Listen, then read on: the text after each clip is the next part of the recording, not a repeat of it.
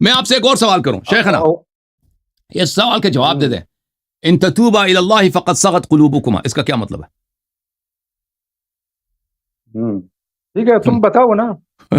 دل ٹیڑھا ہے نا، دل ٹیڑھا ہے نا، دل ٹیڑھا ہے. ان تتوبا الی اللہ فقد صغت قلوبکما، اگر اللہ کے طرف توبہ کرو تو یہ تم پر واجب ہے. گناہ کیا ہے، تم نے تھوڑا گناہ کیا ہے، فقد تمہارے دل پر اس کا اثر ہے، اثر ہے. تو اللہ کو توبہ کرو. صغت قلوبکما کیا ترجمہ کریں نا لوگوں کے لیے. دیکھیں شیخ صاحب، قرآن اللہ کا کتاب ہے. توبہ کی وجہ سے تمہارے دل صاف ہو جائے گا. توبہ کی وجہ سے دل صاف ہوتا ہے، تو اس سے معلوم ہوتا ہے جواب منافقہ نہیں تھی، کافرہ نہیں تھی.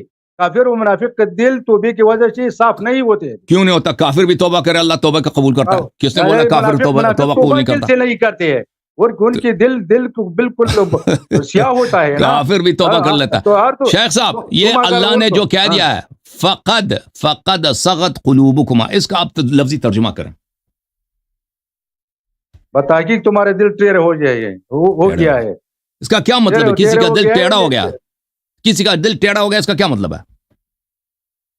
ایسے منافق ہو گیا، کافر تو نہیں بنا چاہیے نا، دل میں تو تھوڑا فرق ہو گیا ہے. اچھا قرآن میں زیغ قلب حدیث شریف میں ہے نا، اگر ایک آدمی گناہ کرے اس کے دل پر کالا داغ بن جاتے ہیں.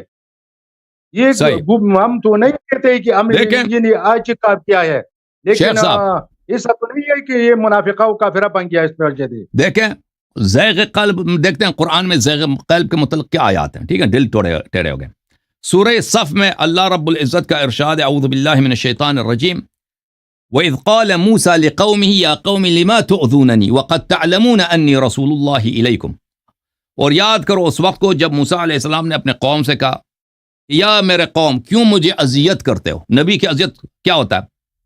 جو نبی کی اذیت کرتا ہے وہ بدترین منافق ہے کہ نہیں ہے؟ شیخ صاحب بتاؤ، ہے کہ نہیں؟ کافر بھی ہوتا ہے، منافق بھی ہوتا ہے. کافر بھی ہوتا ہے، منافق بھی ہوتا ہے، مومن نہیں ہوتا، مومن نہیں ہوتا. صحیح ہے. لیکن بیویان نے بات نہیں کی، ایزا پہنچائے نا. ان کی ارادہ تو ایزا پہنچانا تو نہیں تھا نا، ان کی ارادہ تو محبت بڑھانا تھا نا. اب سن لو وہ موسیٰ والے بھی یہ کہہ سکتے ہیں. وَإِذْ قَالَ مُوسَى لِقَوْمِهِ يَا قَوْمِ لِمَا تُؤْذُونَنِي وَقَدْ تَعْلَمُونَ أَنِّي رَسُولُ اللَّهِ إِلَيْكُمْ.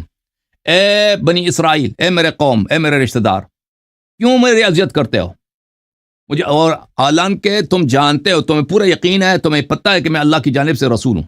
اچھا اس کے بعد فرمائے فَلَمَّا زَاغُوا، جب وہ ٹیڑھے ہو گئے، أَزَاغَ اللَّهُ قُلُوبَهُمْ، جب بنی اسرائیل ٹیڑھے ہو گئے اللہ نے ان کے دلوں کو ٹیڑھا کر دیا. وَاللَّهُ لَا يَهْدِي الْقَوْمَ الْفَاسِقِينَ، اللہ تعالیٰ فاسقین کو ہدایت نہیں کرتا. تو شیخ صاحب پتہ آپ نے خود اعتراف کیا، جن لوگوں نے نبی اللہ موسیٰ کو اذیت کی ہے وہ مومن نہیں ہو سکتے، وہ یا تو کافر تھے یا تو منافق تھے. پہلی بات یہ. دوسری بات یہ ہے کہ اللہ تعالیٰ نے ان لوگوں کو بولا کہ ان کا دل ٹیڑھا ہے. تیسری بات اللہ تعالیٰ نے خود کہہ دیا کہ میں ان کی ہدایت کبھی نہیں کروں گا، یہ فاسق ہیں. تو جن کا دل ٹیڑھا ہے شیخ صاحب، ان تتوبہ کا مطلب کیا ہے؟ ان تتوبہ اللہ تعالیٰ ان کو ہدایت کرتے ہیں کہ توبہ کرو. وہ بنی اسرائیل کے لیے بھی ہے، گناہ معاف ہوتا ہے نا. شیخ صاحب تو آپ سے کوئی آیا لے کے آؤ نا کہ انہوں نے توبہ کیا، کوئی آیا لے کے آؤ کہ انہوں نے توبہ کیا نا. اللہ نے تو کہہ دیا اگر تم توبہ کرو، وہ تو ہر کافر کے لیے ہے.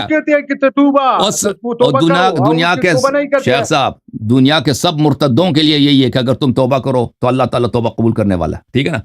دنیا میں جتنے مرتد ہیں وہ چاہے مرتد فطری بھی ہو نا، آخر وقت تک رسول علیہ السلام نے بی بی عائشہ کے ساتھ اتنی محبت کرتے تھے. یہ آخری وقت ہے، یہ سورہ تحریم کے آخری ایام ہے.